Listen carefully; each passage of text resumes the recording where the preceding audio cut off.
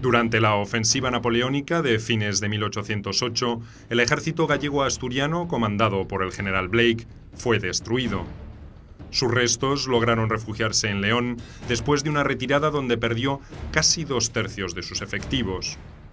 El marqués de la Romana se haría cargo allí de los 7.000 supervivientes. Una fuerza demasiado pequeña y quebrada en su capacidad de combate como para inquietar a los franceses. Ante esta realidad, Napoleón ordenó al mariscal Soult proseguir el avance hacia Portugal, mientras la división del mariscal Ney se ocupaba de pacificar Asturias y Galicia.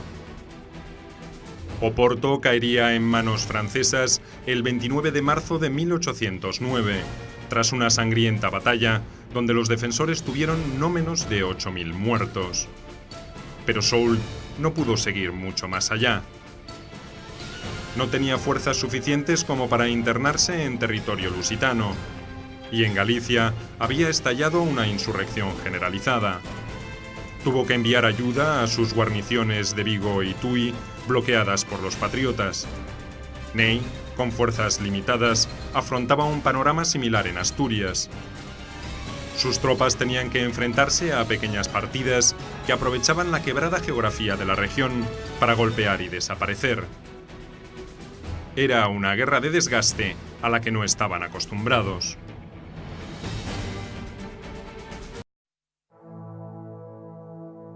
Mientras esto ocurría en el norte de España, Wellington había logrado convencer al ministro de Defensa británico, Lord Castlereagh, sobre la viabilidad de sus planes. Se trataba de defender a toda costa a Portugal de la agresión francesa y desde allí apoyar la insurrección española. Inteligente y sagaz, Wellington sostenía que el poder de Napoleón, aunque enorme, era limitado.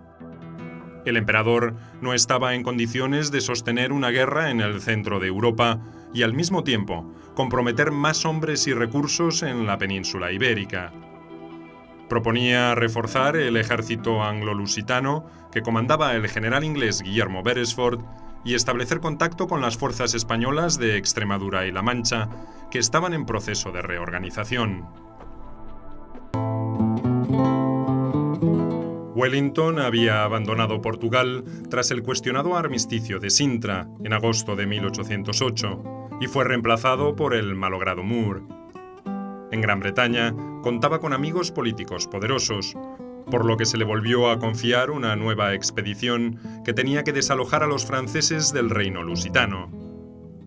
Wellington era ya un militar de enorme prestigio adquirido en las guerras de la India, a pesar de su talante taciturno, de su juventud y de su actitud altiva y desdeñosa.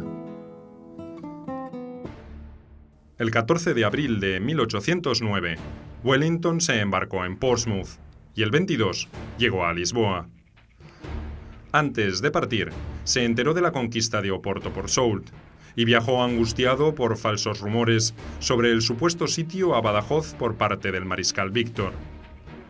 Temía una operación combinada antes de que pudiera organizar sus fuerzas en territorio portugués. Pero nada de eso había ocurrido. Soult seguía en Oporto y Víctor no se había movido de Mérida.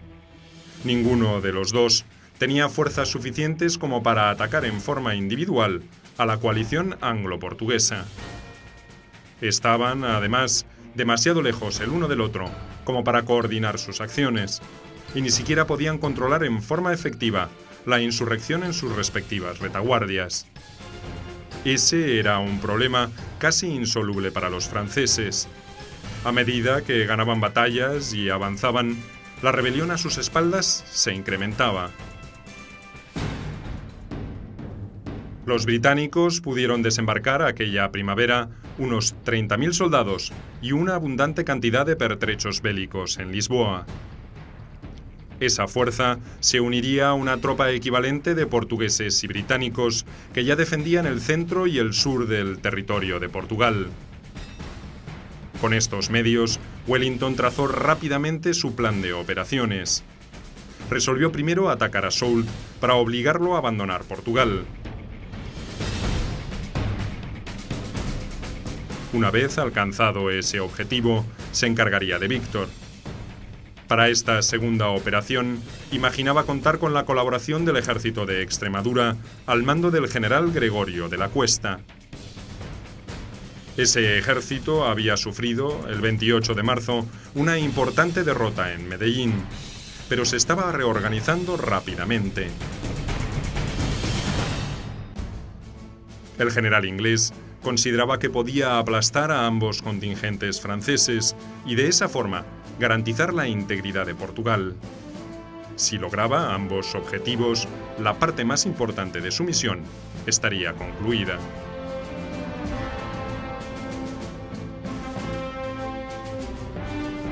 El 29 de abril de 1809, Wellington, con una fuerza de 28.000 hombres, inició su marcha hacia el norte de Portugal.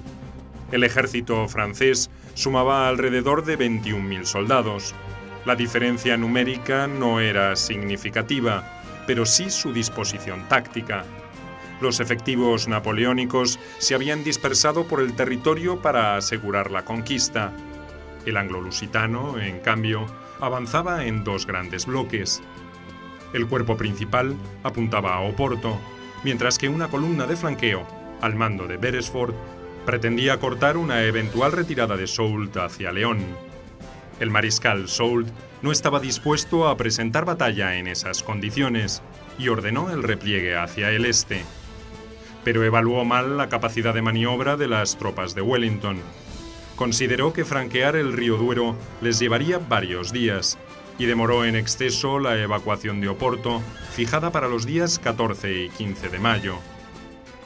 El 12 de mayo, tras ejecutar una audaz y sorprendente maniobra, los ingleses lograron cruzar el río frente a la ciudad. Soult se vio obligado a realizar una retirada desordenada para evitar una derrota aplastante.